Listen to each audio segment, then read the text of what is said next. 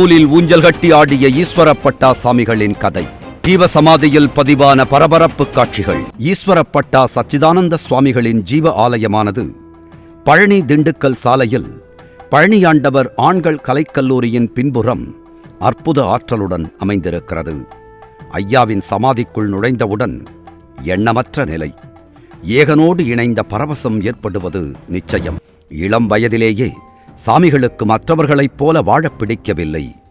எல்லாம் வல்ல பரம்பொருளை அடைவதே உண்மையான வாழ்வின் லட்சியம் என உணர்ந்தார். சுவாமிகள் பழனிமலையில் வசித்தபோது தொலைபேசி நிலையத்தில் வேலை செய்து வந்த நடராஜன் என்பவர் அவருக்கு பிரதான சீடராக இருந்தார். ஈஸ்வரப்பட்டா சாமிகளும் நடராஜனும் மிகவும் நெருக்கமாக பழகியிருக்கிறார்கள். ஈஸ்வரப்பட்டா சாமிகள் எண்ணற்ற சித்து வேலைகளுக்கு புகழ் பெற்றவர். ஆனால் எல்லா சித்து வேலைகளையும் மக்களின் நன்மைக்காகவே செய்தார். தனக்கு தெரிந்த பலவற்றையும் நடராஜனுக்கு கற்றுக் கொடுத்துள்ளார். சாமிகள் காலத்தில் மக்களை வாட்டி வதைத்த நோய்களில் ஒன்று தொழுநோய்.